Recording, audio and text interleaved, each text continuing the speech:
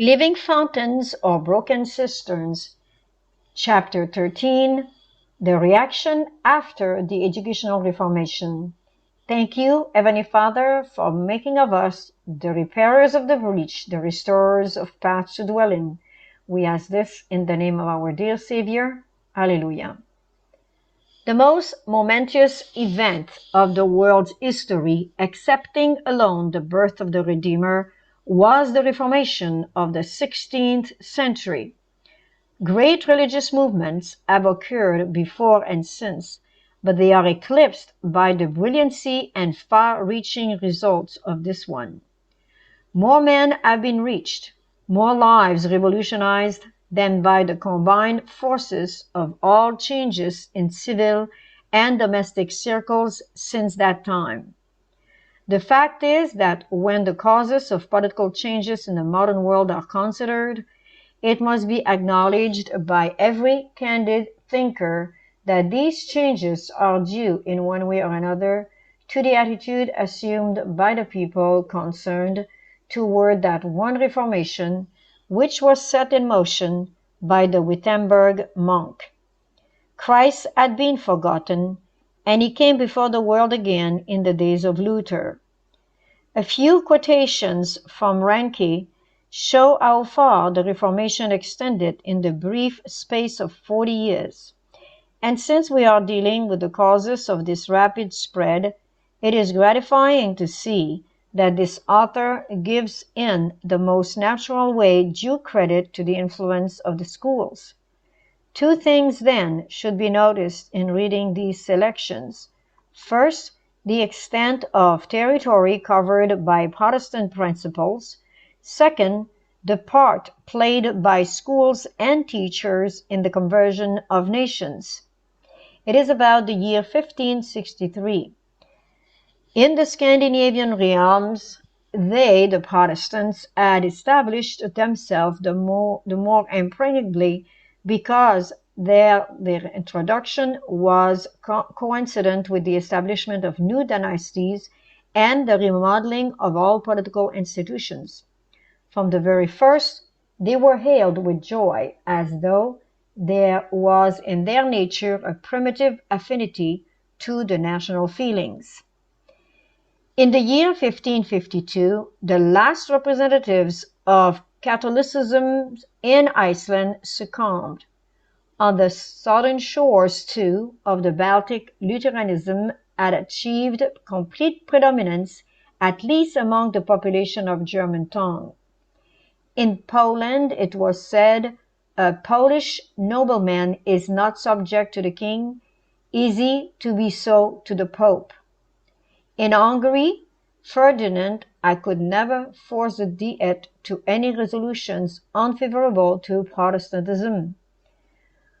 Protestantism not only reigned paramount in northern Germany, where it had originated, and in those districts of Upper Germany where it had always maintained itself, but its grasp had been extended much more widely in every direction. In Würzburg and Bamberg, by far the greater part of the nobility and the episcopal functionaries, the magistrates, and the burghers of the towns, at least the majority of them, and the bulk of the rural population, had passed over to the reforming party. In Bavaria, the great majority of the nobility had adopted the Protestant doctrine, and a considerable proportion of the towns was decidedly inclined to it. Far more than this, however, had been done in Austria. The nobility of that country studied in Wittenberg. All the colleges of the land were filled with Protestants. We are not surprised, therefore, to read that it was said to be ascertained that not more, perhaps, than the 30th part of the population remained Catholic.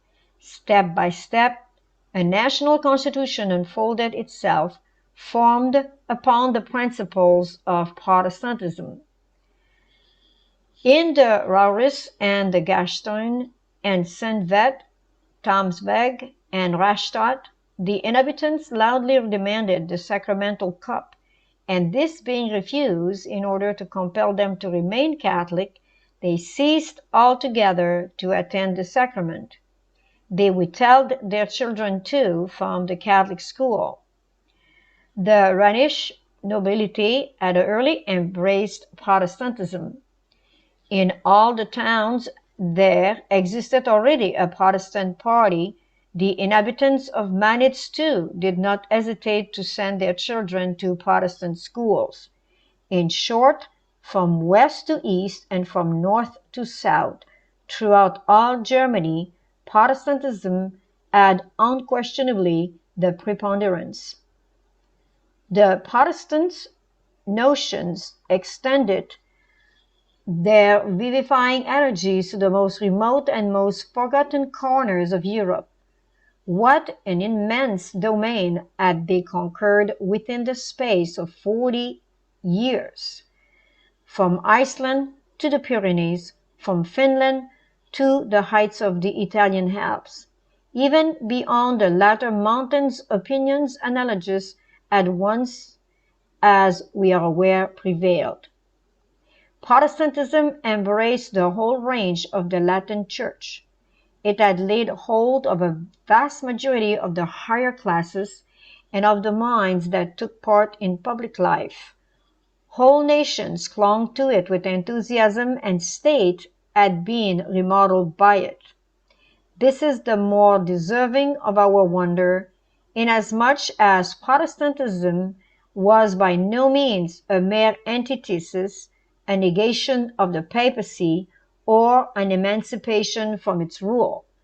It was in the highest degree positive, a renovation of Christian notions and principles that sway human life even to the profoundest mysteries of the soul. May it happen today. Notice again that this was due to the educational ideas propagated by Protestantism.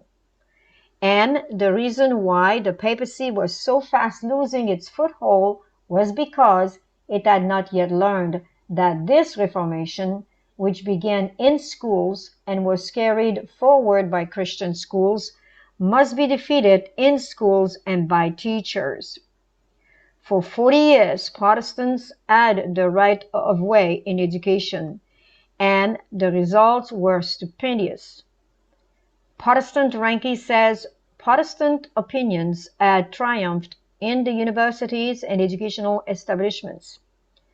Those old champions of Catholicism, the teacher, who had withstood Luther, were dead or in advanced years. Young men capable of supplying their places had not yet arisen.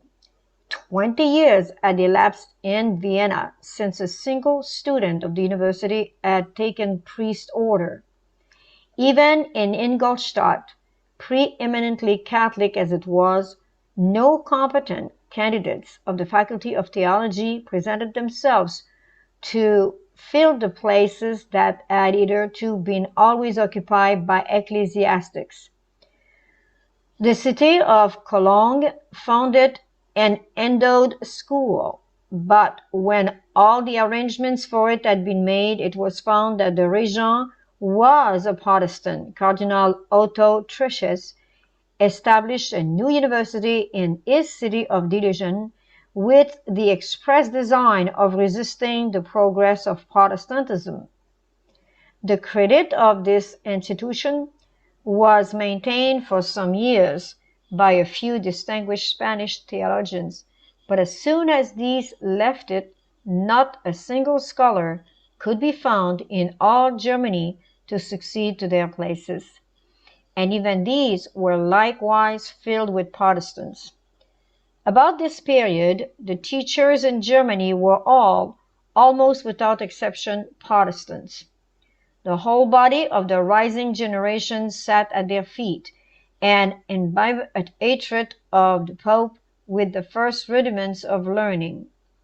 Stress is not laid on their hatred of the Pope, but on the fact that the rising generation sat at the feet of Protestant teachers throughout Germany. That parents withheld their children from the papal school even though it might be necessary in so doing to send them from home to be educated. And finally, that the papacy was dying and Protestantism was spreading through the work of the schools. This is the secret. With that, those schools might have retained their pristine purity and simplicity. No power on earth could then have retarded the progress of Protestantism, and instead of only modifying the history of many countries, it would eventually have swept from the earth all forms of tyranny, both civil and religious, for it breathed the freedom of the gospel, and no oppression could stand before it. It is as impossible to withstand pure Christian education as it is to withstand Christ, whose power is its life and strength. It is with a pang that one is forced to trace in this movement that oft-repeated chapter in the history of mankind.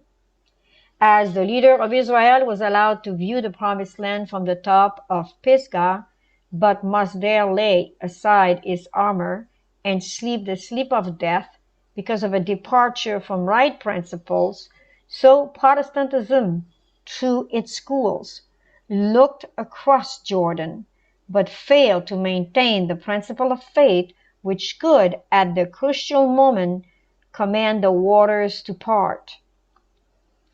One reason for the decline is that stated by Painter, the writer. In their efforts to give Christian doctrine a scientific form, that is, to formulate it, they lost its spirit. In their efforts to give Christian doctrine a scientific form, that is, to formulate it, they lost its spirit.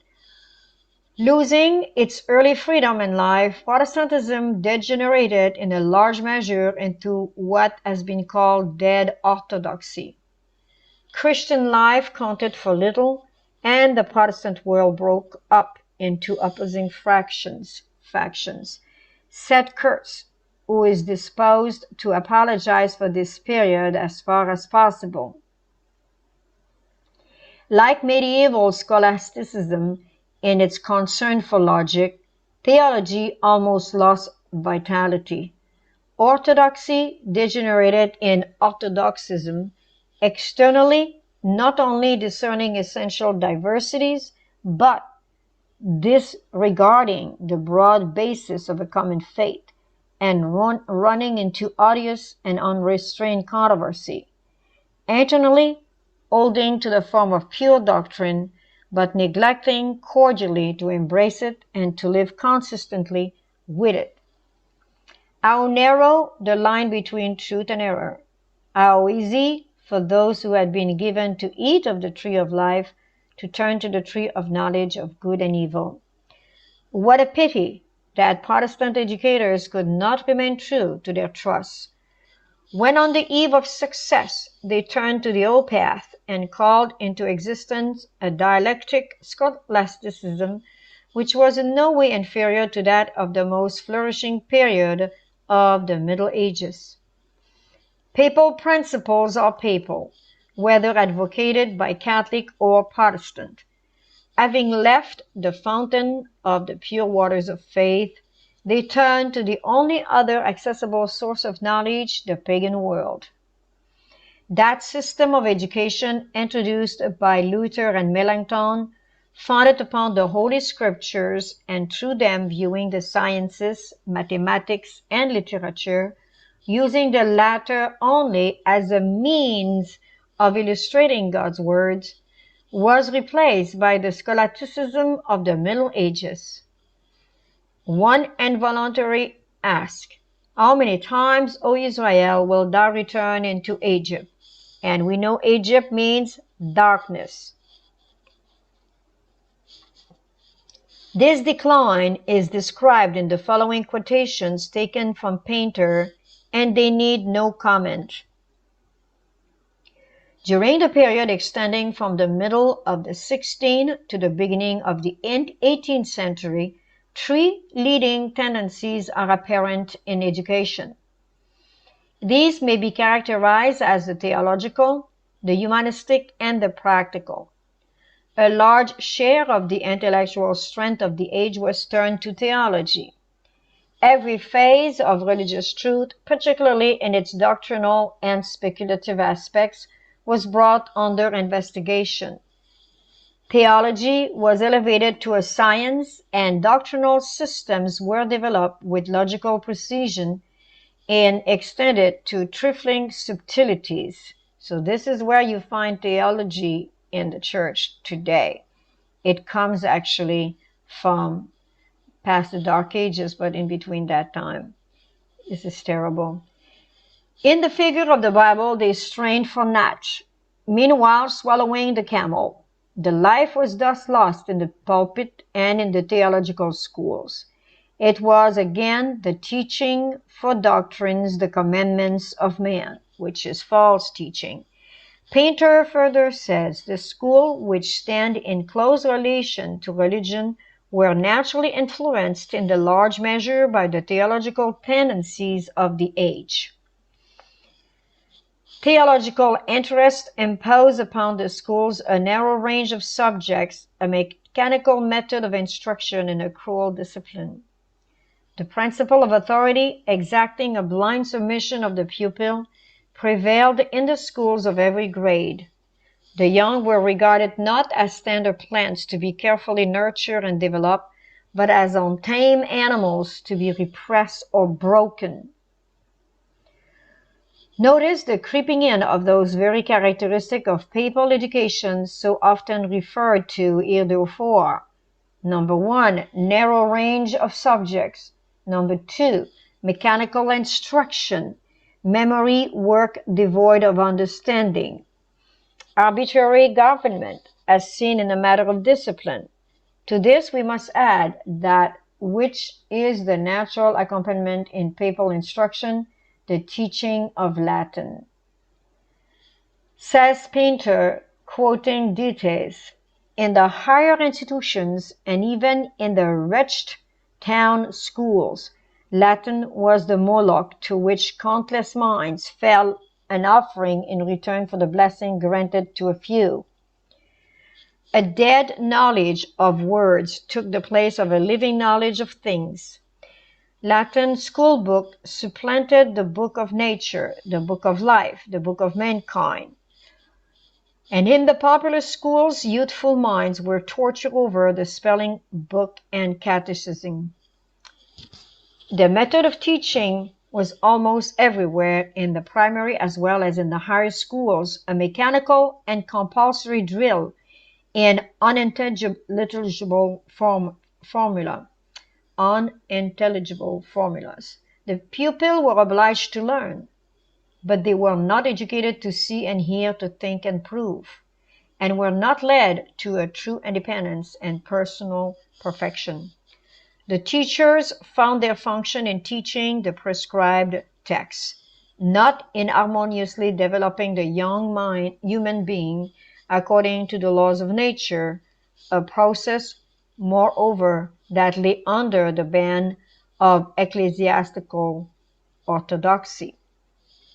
That there was a cramming process followed equal to any 20th century school is evident. The discipline answered to the content and spirit of the instruction. The principle was to tame the pupils, not to educate them.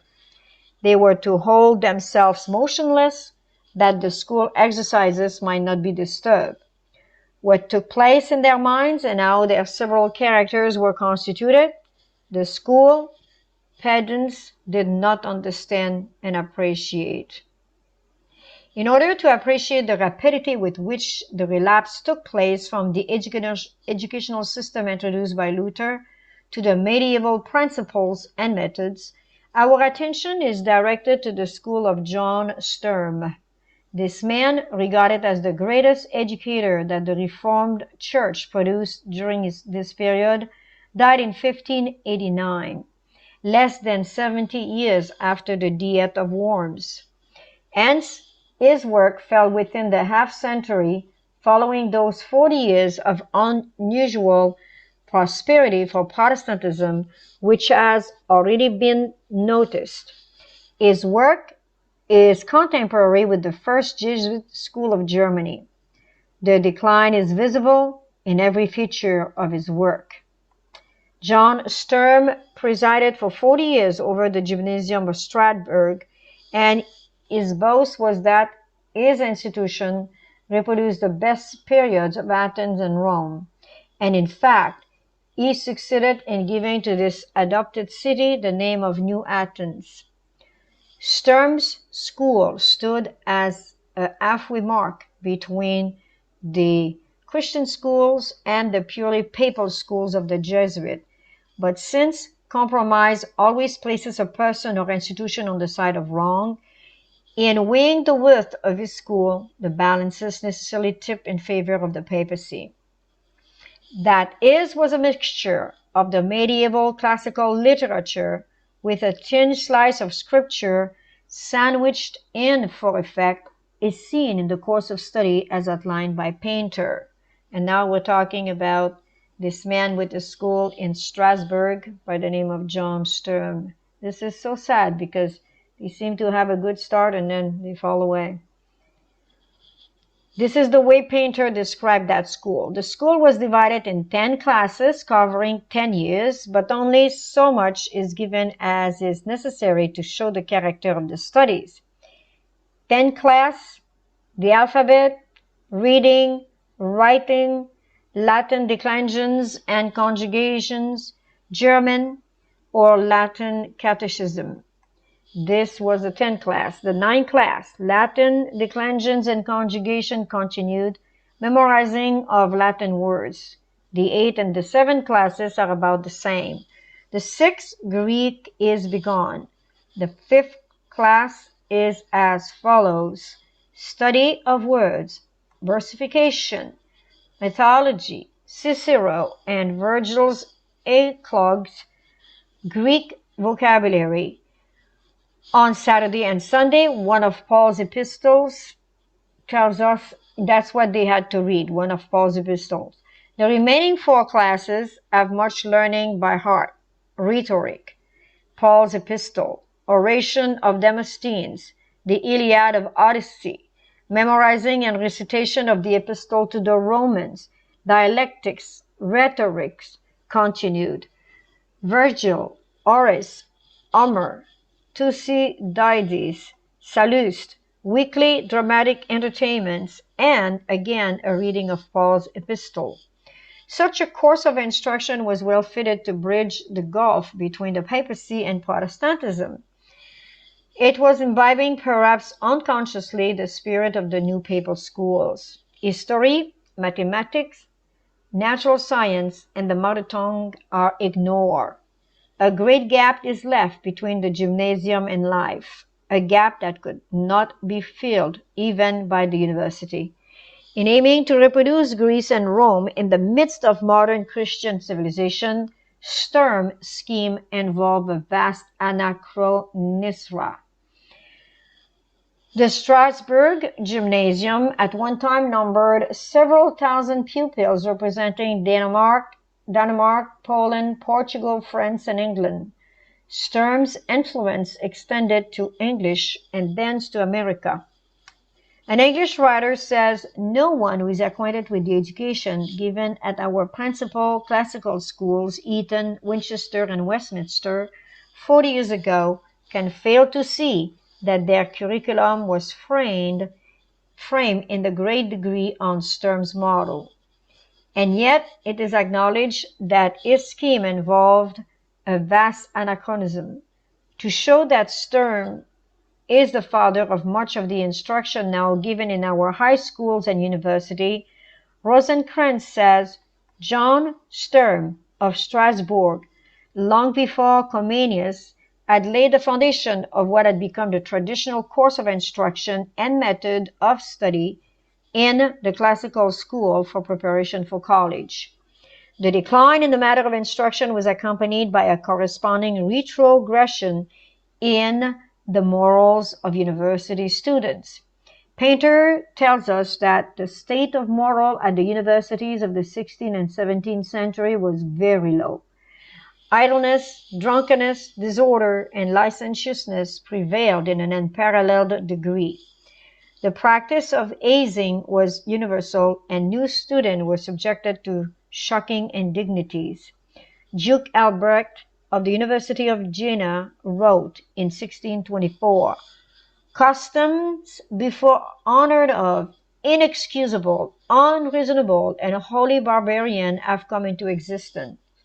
Then he speaks of the insulting names, the expensive suppers, and the carousing of the student until parents in distant places either determined not to send their children to this university or to take them away again. Protestantism lost much because she ceased to educate her children. So you remember, education equal religion.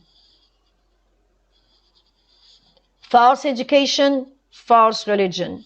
True education, true religion. And this is what Protestantism has done.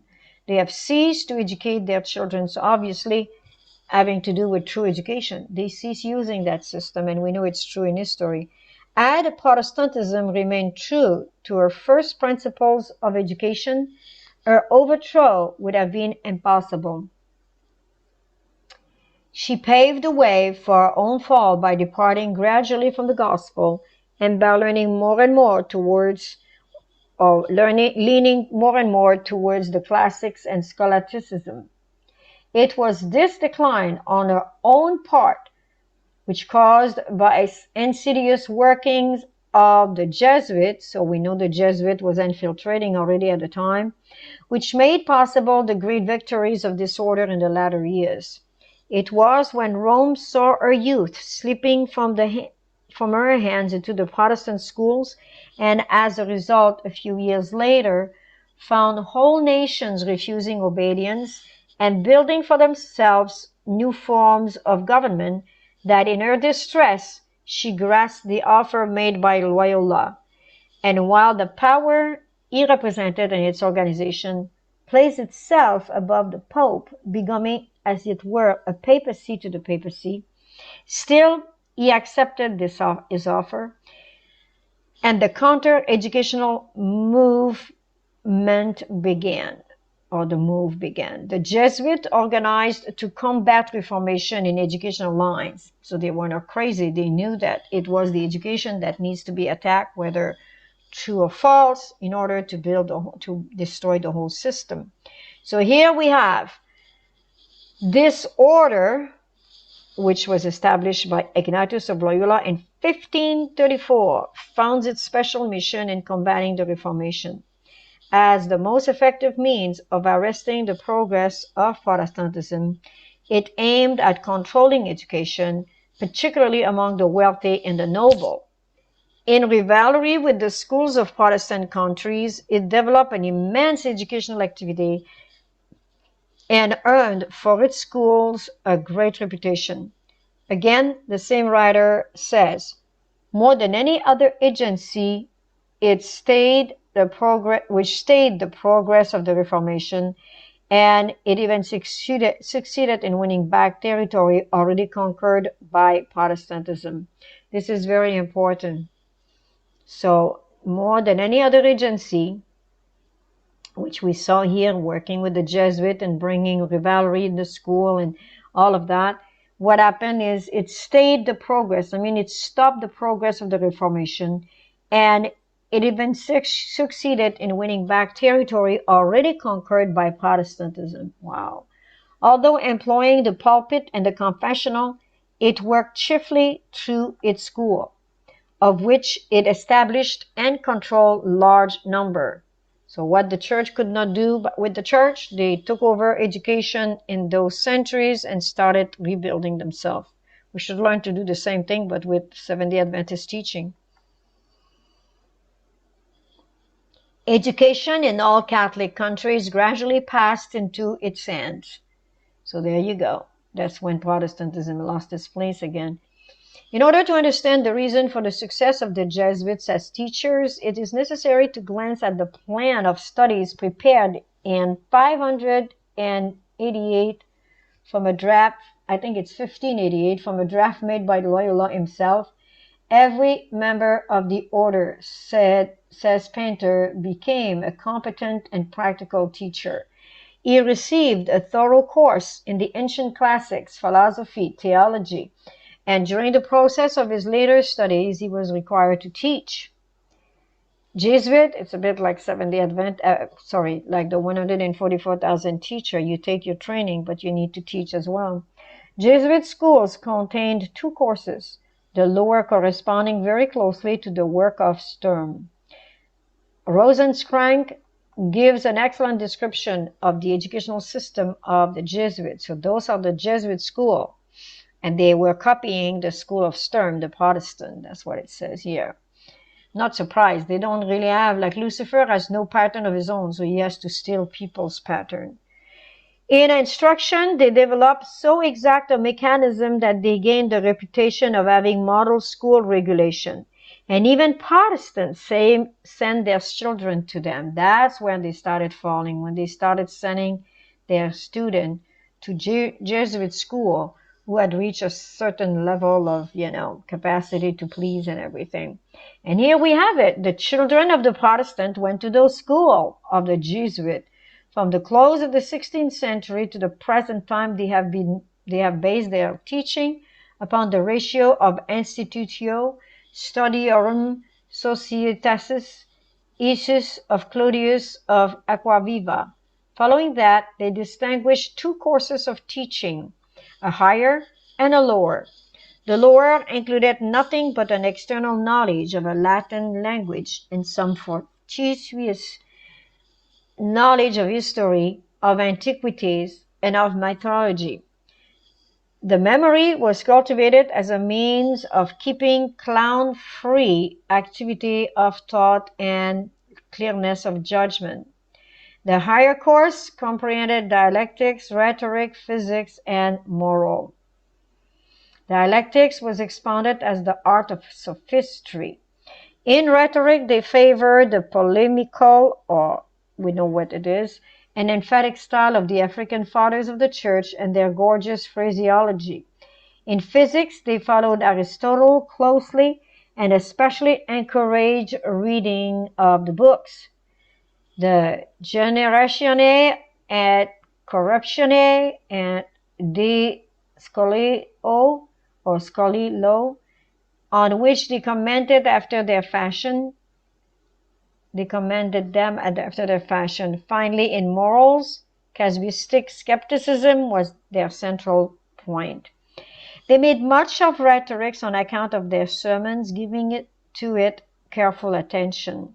They laid stress on declamation and introduced it into their showy public examination through the performance of Latin school comedies, and thus amused the public, disposed them to approval, and at the same time quite innocently practiced the pupil in the art of assuming a feigned character. Strange teaching. Diplomatic conduct was made necessary to the pupils of the Jesuits as well by their strict military discipline as by their system of mutual distrust, espionage, and informing. Implicit obedience relieved the pupils from all responsibility as to the moral justification of their deed. This exact following out of all comments and refraining from any criticism as to principle created a moral indifference, and from the necessity of having consideration from the peculiarities and caprices of the superior on whom all others were dependent, arose eye service. The coolness of mutual distrust sprang from the necessity with which each felt of being on his guard against every other as a talebearer. The most deliberate hypocrisy and pleasure in intrigue merely for the sake of intrigue, this subtlest poison of moral corruption were the result. Jesuitism had not only an interest in the material profit, which, when it had corrupted soul, fell to its share, but it also had an interest in the educative process of corruption. With absolute indifference as to the idea of morality, or the moral quality of the means used to attain its end, it rejoiced in the efficacy of secrecy and their accomplished and calculating understanding, and in deceiving the credulous by means of its graceful, seemingly scrupulous moral language. So these were pretty wicked people. The way they speak, it's like another signal of Catholicism here. Here is a picture of this papacy, of the papacy. Again, I say, had Protestantism remained true to principle, even this system could not have accomplished its overthrow. But since truth was neglected by Protestant schools, this system of the Jesuit easily carried every country into which it was introduced. The Jesuit system of education was intended to meet the active influence of Protestantism in education. It was remarkably successful, and for a century, following 1583, nearly all the foremost men of Christendom came from Jesuit schools. Did you hear this? It says it was remarkably successful, and for a century, talking about the Jesuit system of education, that it influenced the Protestant in education. It was remarkably successful, and for a century, so now we have another period that it practiced, followed 1584, nearly all the foremost men of Christendom came from Jesuit school. So are we surprised that some 200-300 years later, we're still influenced by the Jesuit school, which are Catholic? In 1710, they had 612 colleges, 157 normal schools. If you don't know what is a normal school, it's to teach how to teach.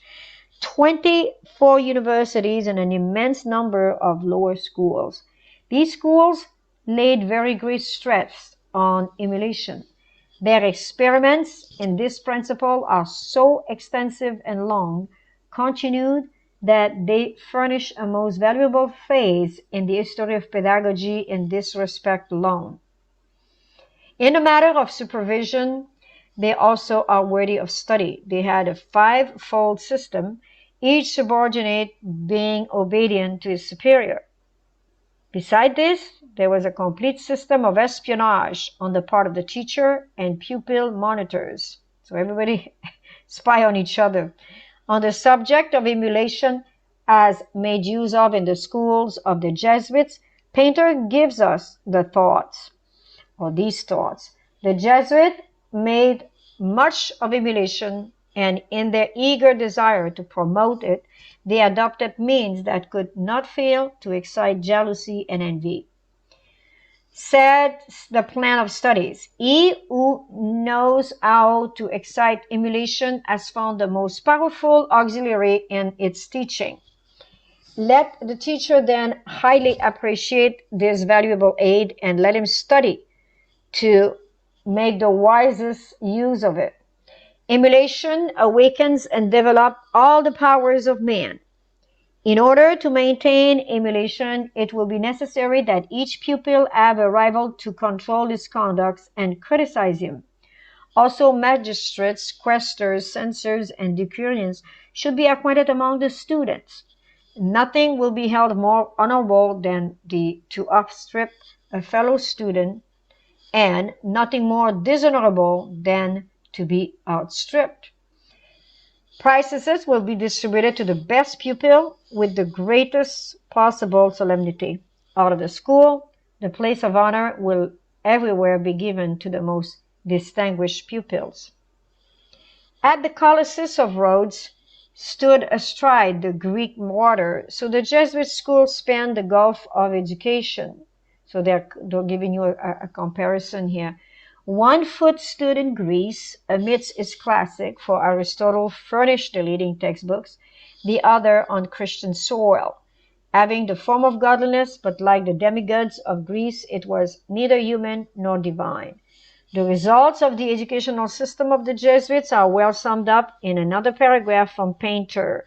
But before we go there, remember this paragraph here where it says, that's how they started going 1 foot in the truth and 1 foot in the falsehood. It's very sad. We read, the Jesuit system of education, based not upon the study of man, but upon the interests of the order, was necessarily narrow. It sought showy result with which to dazzle the world. A well-rounded development was nothing. The principle of authority, suppressing all freedom and independence of thought, prevailed from beginning to end. Religious pride and intolerance were fostered, while our baser feelings were highly stimulated. The nobler side of our nature was wholly neglected. Love of country, fidelity to friends, nobleness of character, enthusiasm for beautiful ideals were insidiously suppressed. For the rest, we adopt the language of quick. The Jesuits did not aim at developing all the faculties of their pupils, but merely the receptive and reproductive faculties. When the young man had acquired a thorough mastery of the Latin language for all purposes, when he was well versed in the theological and philosophical opinions of his preceptors, when he was skillful in dispute, and he could make a brilliant display from the resources of a well-stored memory, he had reached the highest point to which the Jesuits sought to lead him. Originally, and independence of mind, love of truth for his own sake, the power of reflecting and of forming correct judgments were not merely neglected, they were suppressed in the Jesuit system. And this is what they remove from us. Originality, independence of mind, love of truth for its own sake, power of reflecting, forming correct judgment, and this was not only neglected, but the whole of this were suppressed in the Jesuit system. But in what they attempted, they were eminently successful. And their success went a long way towards securing their popularity. That means by now you can see what the Jesuit did in infiltrating the Protestant school. They basically destroyed them. One cannot condemn without reserve the Jesuitical system of education, for all false systems contain some points of truth, and the strength of all these systems lie in their close counterfeit of the truth. Hence, we can agree with these words: whatever its defects as a system of general education, it was admirably suited to Jesuit purposes, and in some particulars it embodied valuable principle. Can you imagine? As the progress of the papacy through the Jesuitical schools is followed into one country and then another, one admires the constancy and self-sacrifice of those who have committed their lives to the order. Had Protestant been one half as diligent in advocating the principles of Christian education as the Jesuit teachers have been in counteracting the influence of the Reformation, far different result would today be seen in the world. What would he say today? In tracing the growth of the schools of the Jesuit, we begin with Germany, the heart of the Reform movement, and follows quite carefully the history as given by Reinke. Bishop Urban became acquainted with the Lege and heard from him for the first time of the colleges the Jesuits had founded in several universities. Upon this, the bishop advised his imperial master Ferdinand I to found a similar college in Vienna, seeing how great was the decay of Catholic theology in Germany. Ferdinand warmly embraced the suggestion. In a letter he wrote to Loyola on the subject, and he declares his conviction that the only means to uphold the declining cause of Catholicism in Germany was to give the rising generation learned and pious Catholic for teacher. We can understand the ground for this decision when we recall the statement that about 1563 it was said that 20 years had elapsed in Vienna since a single student of the university had taken priest order. 20 years. The preliminaries, says Reinke, were easily arranged. In the year 1551, 13 Jesuits, among them Leger himself, arrived in Vienna and were in the first instance granted a dwelling, chapel, and pension by Ferdinand until shortly after he incorporated them with the university and even assigned to them the visitation of it. Soon after this, they arose to consideration in Cologne, but for a time had little success. In 1556, the endowed school referred to before, governed by a Protestant region, gave them an opportunity of gaining a firmer footing. For since there was a party in the city bent above all things of maintaining the Catholic character of the university, the advice given by the patrons of the Jesuit to hand over the establishment to that order met with attention. So they turn over the rights to that particular group. At the same period, they also gain a firm footing in Ingolstadt. From these three metropolitan centers, the Jesuits now spread out in every direction. These schools were, some of them at least, training schools for Catholic teachers. For Ranke tells of a certain man in Hungary, Olaus by name, and dedicated in infancy to the church, who, contemplating the general decay of Catholicism in Hungary, saw that the last hope left for it was that of maintaining its hold on the common people who had not yet wholly lapsed from its rule. To this end, however, they lacked teachers of Catholic principle, or they lacked teachers, and to form whom he founded a college of Jesuits at Tirno in the year 1561. So there we have a progress of the Jesuit school. So whenever there was a lack, they would build a college. That's what we should do. Build a new school, and a new health center. That's what we need. Two privy councillors of the Elector Daniel of Mainz conceived likewise that the admission of the Jesuit was the only means that promised a recovery of the University of Mainz. In spite of the opposition made by the canons and feudal proprietors, they founded a college of the order in Mainz and a preparatory school in Aschaffenburg. So this is important because they're moving from place to place, and we're going to see what are they trying to do from moving like that. They didn't stay necessarily where they were, like it says here. They founded a college of the order in Mainz and a preparatory school. So they went from one place to the other and built the school. The Jesuits advanced up the Rhine.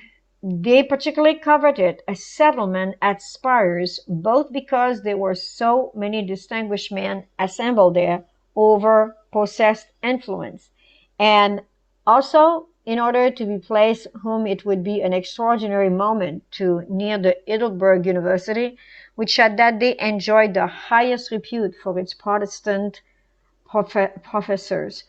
They gradually carried their point.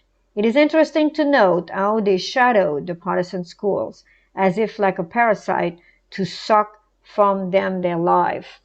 In order to bring back his University of Diligence to its original purpose, Cardinal Trocas resolved to dismiss all the professors who still taught there and to commit the establishment entirely to the Jesuits.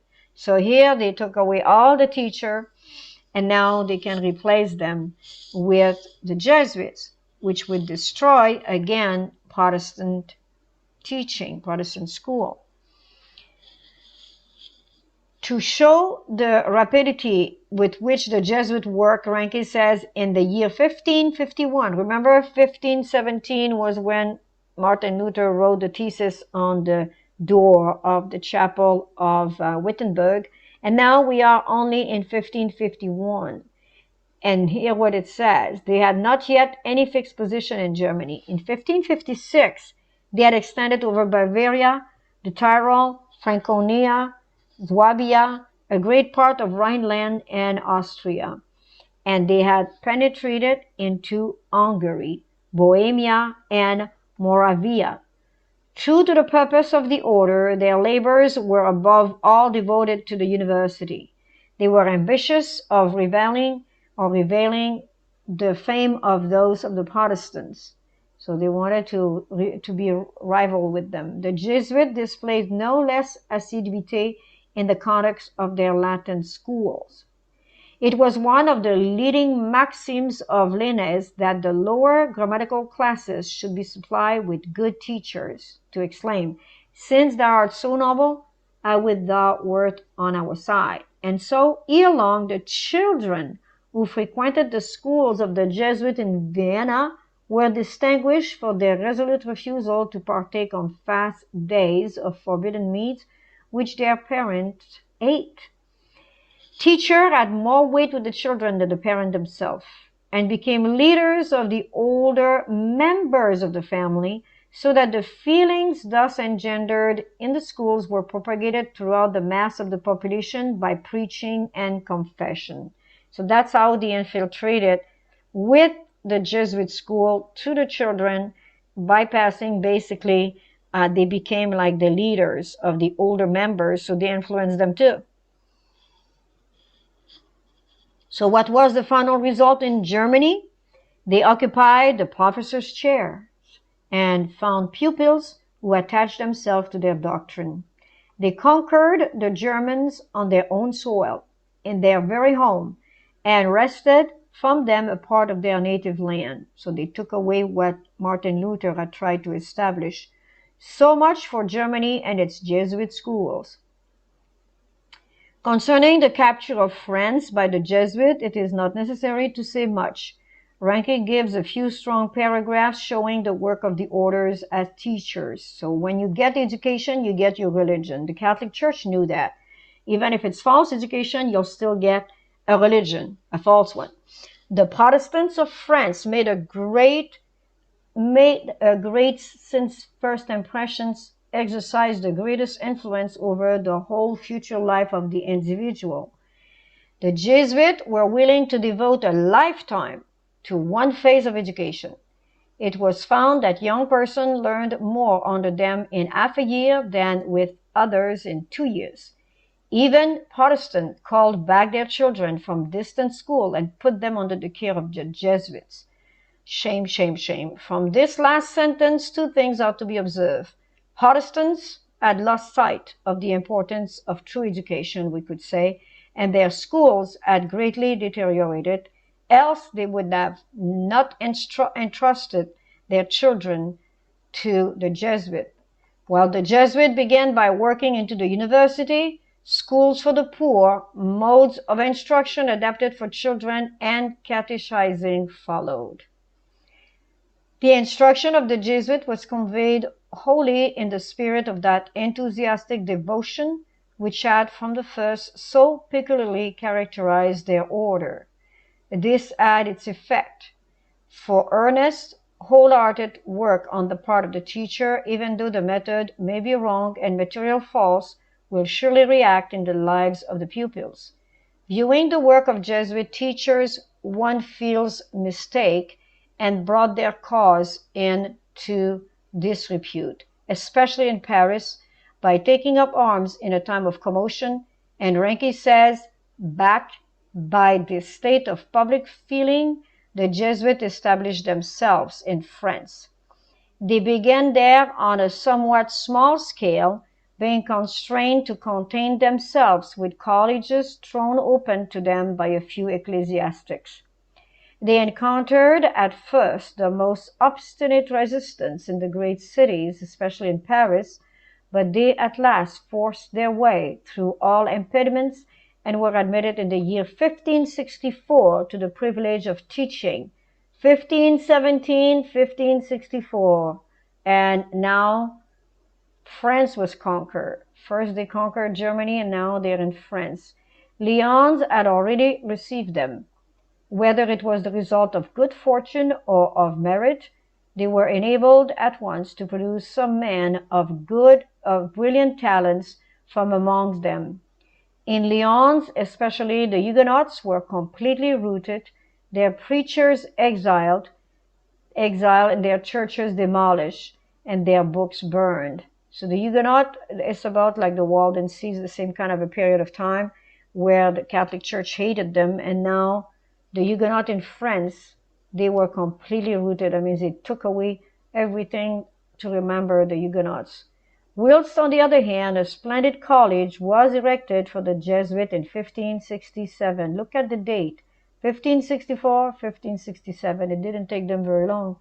They had also a distinguished professor whose exposition of the Bible attracted crowds of charmed and attentive youth. From these chief towns, they now spread over the kingdom in every direction. Through the influence gained as educator, 3,800 copies of Engler's Catechism were sold in the space of 8 years in pads alone. France no longer leaned towards Protestantism. She had been regained by the Jesuit schools.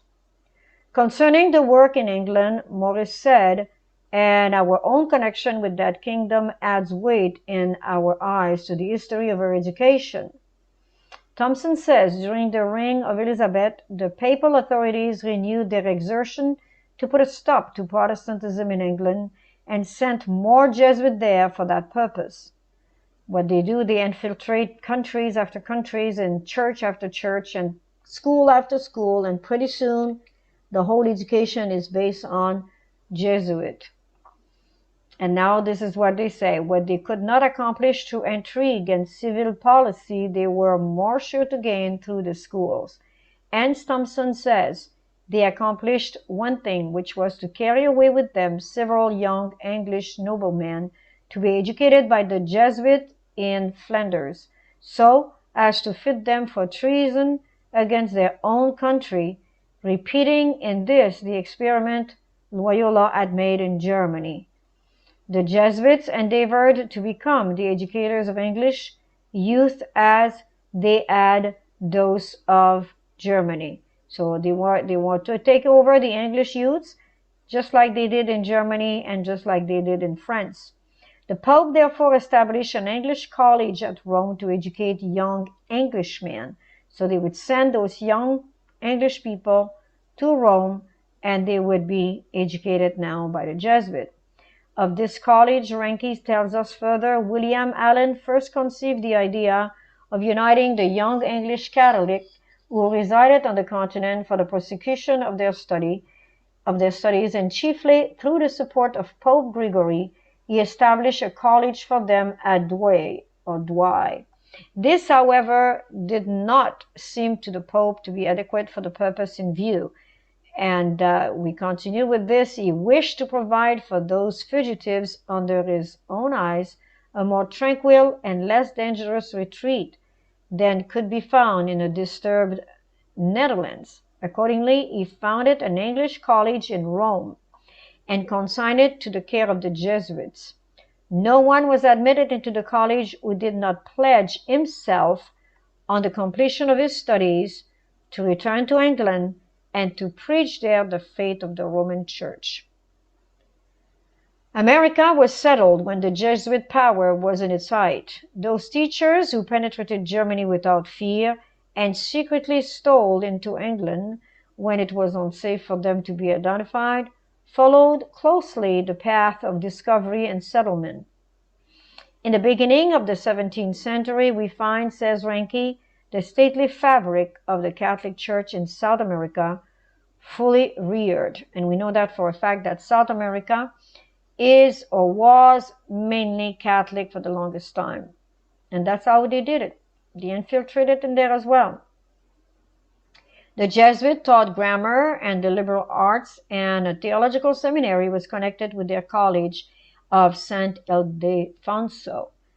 All branches of theological study were taught in the universities of Mexico and Lima. In North America, their vigilance was no less marked. In 1611, Jesuit missionaries came over and labored with remarkable zeal and success in converting the Indians. Who else? And we can see 1611. So since 1517, Protestantism had been established. Well, at least the 95 Theses had been written against Rome. And now in 1611, the Jesuits were taking over the new discovered land, the new established land, South America, North America. In Maryland, a Catholic colony from the first, they held unbounded sway. Speaking of the time of Lord Baltimore, Thomson says, at that time in England, the papists were chiefly under the influence of the Jesuits, whose vigilance was too sleepless to permit the opportunity of planting their society in the New World to escape them. Their work has been quietly done from the very first, and some think that because of the papal decree in 1773 suppressing the order, they have ceased their work. This, however, is a mistake.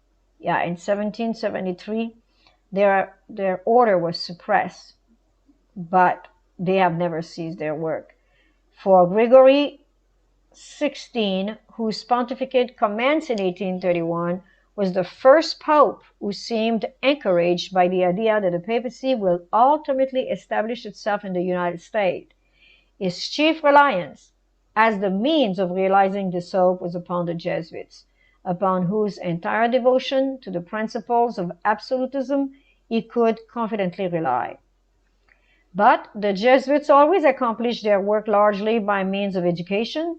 Hence, we may look for them to use the same tactics in our country that had proved so eminently successful to their cause in England and Germany, and we could say in France. The chief things with the Jesuits, as Gressinger writes, was to obtain the sole direction of education, so that by getting the young into their hands, they could fashion them after their own pattern. It has been an avowed aim of the Jesuit to stamp out Protestantism, and with this, republicanism. In this country, where these two principles, Protestantism and republicanism, were preeminently conspicuous and so closely associated that whatever kills, one kills the other. It is doubly true that, or doubly true, that by gaining control of the educational system, the order, which are the Jesuits, could work for the papacy the utter ruin of America, both from a religious and a civil standpoint. And at this time, I would like to remind you that even in 2021, this is still the truth. The ruin of America is being brought on the ground. You will not see it because they do not come out in the open. They establish educational system, and this is how the papacy, through the Jesuit organization order, they are bringing the ruin of America, both from a religious and a civil standpoint, because these Jesuits are not priests. They can get married, they can be prime minister, they can be president of United States, they can do whatever they want. And they can have children too, so it looks good on their side. From the dawn of our history, there has been within our borders, mingling with our loyal citizens, a class of educators who carry out this principle described by Thomson. The Roman Catholic youth are forbidden by the papal system from accepting as true the principles of the Declaration of Independence or of the Constitution of the United States. And if only the United States or the American could realize that, they would never have allowed any Catholic church in United States. But they did, and they still are. Leo XIII, who was educated a Jesuit, remains true to his principles. His biographer says that the false education and anti-Christian training of the young, which prevail in the United States and among the liberal and progressive peoples of the world, must be done away with, abandoned, and Thomas Aquinas, a Catholic of the 13th century, must once more be enthroned as the angel of the schools. And of course, what they call false education is not necessarily what we would believe that. What they were trying to remove is Protestantism, which was true education and true Christian training, but they called them false education and anti-Christian. So his method, Thomas Aquinas, and doctrine must be the light of all higher education or teaching, for his works are only revealed truth set before the human mind in its most scientific form. So we know that to try to prove God, you need a scientific form, or to try to prove creation, and that's false education. We don't need to prove God. It is unnecessary to state the number of schools established by Catholics in the United States which have been placed under the control of the Jesuit. Neither it is necessary to trace the attempts which have been made by the papacy at irregular periods in our history to obtain the control of our public school system. The affairs at Stillwater, Minnesota, and at Faribault in the same state, while unsuccessful, were weather vanes showing the direction of the wind, were poser to test the public pulse, and just so surely show the policy of the papacy in educational matters. Of far greater importance to us as Protestants is the fact that Jesuitical principles may and do prevail in our popular system of education, and these principles, whether carried out by Jesuits or by the ordinary teacher who is unconscious of her situation and unmindful of the result of her methods, bring about the fall of Protestantism and republicanism. And this is very serious. This is the throwing down, and you will never maybe have connected the falling of Protestantism and republicanism with false education, but here is a revelation to show so. Our nation has repudiated her foundation principles. Are our Protestant churches doing likewise?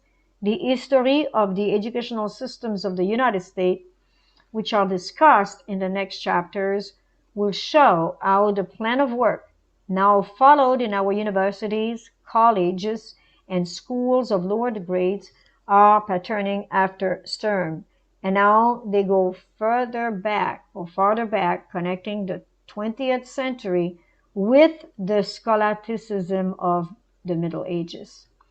It is without the slightest feelings of animosity towards the Jesuits or the papacy that these facts are traced. These both do for their cause what will be best served to build it. Their method, and so far as they accomplish their desired end, are to be commended, and their zeal is ever to be admired. The one problem for a Protestant to solve is whether to accept Jesuitical, papal education, and thus become papal, forming an image to the beast, to use the language of the Apocalypse, or whether they will follow the principles of Christian education and remain true to the name Protestant. Let the reader forget the names, but let him remember that there are but two principles in the world when the standard of eternal truth is recognized. One exalts Christ and gives life everlasting. The other exalts man, and its life is for this world alone.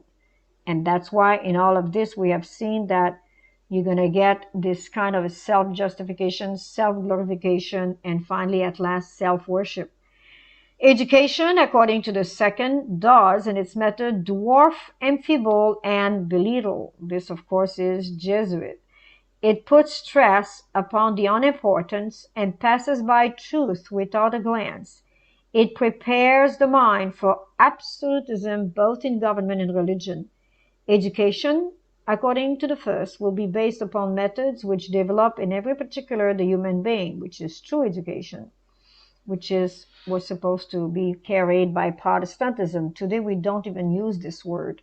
When you tell people you're so pleased, you're so happy, you're so thankful to be a Protestant, they don't even know what you're talking about anymore. In the 1900s they knew, but around that time they were changing the word for evangelical. So that's why people do not know anymore the meaning of true Protestantism. So it says here, education according to Protestantism or true education will be based upon method which develop in every particular the human being. It is a mental, moral, physical education, and its subject is so to educate that eventually each of these three natures will assume the right relation to the other two, and again, as on the Mount of Transfiguration, with the Son of God, divinity within will flash forth to meet divinity without. And this is actually Revelation chapter 10 with the seven thunders. And when the seventh angel will sound, we know that the mystery will be finished, the mystery of godliness will be finished, which is Christ in you, the hope of glory. So this is the end of this chapter. We want to thank the Lord for such a beautiful instruction. Thank you, Heavenly Father, for showing us the major problem that Protestantism has shared over the centuries since the 1500, and how we have lost the fire of Protestantism. Revive this fire in us, Father, the fire that will stand for the truth though the heaven fall, that's believing in religious liberty and freedom of speech and freedom of conscience, that is also able, Father, to make the path straight for those who will want to adopt true education. Father, again, please make us repairer of the breach and restorers of the path to dwell in. This is our request in the name of our dear Savior. Alleluia.